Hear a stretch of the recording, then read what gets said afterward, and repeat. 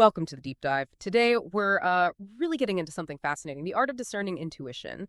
We're focusing on those moments, and maybe you've had them too, where everything seems fine, technically speaking, but you still feel, well, off. Our mission here, looking at the material you shared, is to help navigate these, subtle signals. It actually makes me think of this great word, restive. Restive, it has sort of two angles to it. It can mean feeling impatient, uneasy, or it can mean being like stubbornly resistant to control. Yeah. And doesn't that just capture it perfectly? That little internal flag saying, hold on a sec. So, based on what you've gathered, what do we do when that intuitive feeling pops up? Sometimes it comes and goes. It often feels a bit like trying to sense when someone's words are chosen maybe too carefully, maybe masking something a little underhanded. And let's face it, our own emotions can cloud things sometimes, right? It makes it hard to know what's real intuition and what's just noise. But what if we could really tap into that? Your sources highlight how powerful this can be.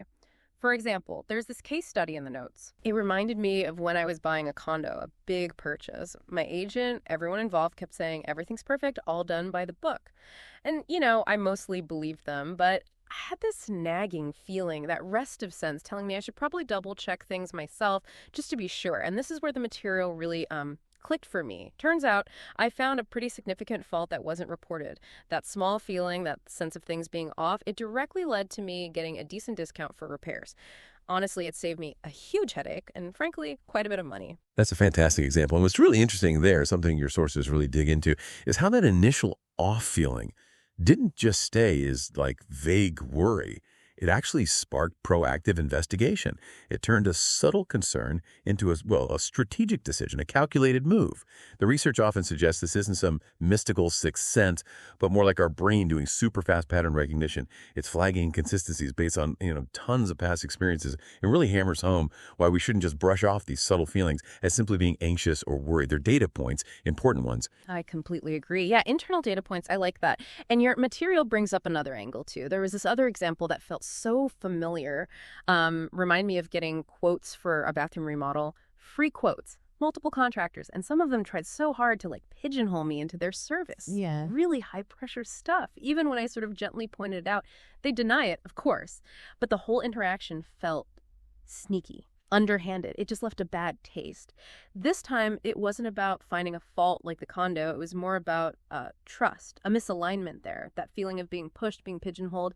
It set off the exact same kind of internal alarm, made me walk away from what probably would have been a really frustrating project. Right, and that's a key distinction. This situation you're describing and the material you shared, it really pushes us to ask, how do you use these feelings constructively? Not just let them sit there as worry, but use them as a clear signal for action. What's really powerful in the source material is this strategy they outline, let's maybe call it the A3 processes: acknowledge, analyze, and act. It basically says, and I'm paraphrasing a bit here, as long as I am aware of what might be coming, I can factor that into my calculation and then make a wiser final decision on how to react. So it's about taking that intuition, that nagging doubt, and turning it into an empowered, thought-out choice, not just letting it fester. Exactly. It's about transformation. So I think the core takeaway from this deep dive, from your material, is that intuition, that off feeling. It's not just random worry or a bad mood. It's more like a sophisticated internal alarm system. And it can be incredibly powerful if you learn how to read it, right? See it as a call to maybe investigate further or take a specific action, asking yourself, okay, what's this really telling me? What should I do about it? Precisely. And this leads us to maybe a final thought for you, our listener, to mull over, inspired by Mark Twain. He famously said, worrying is like paying a debt you don't owe. So think about that.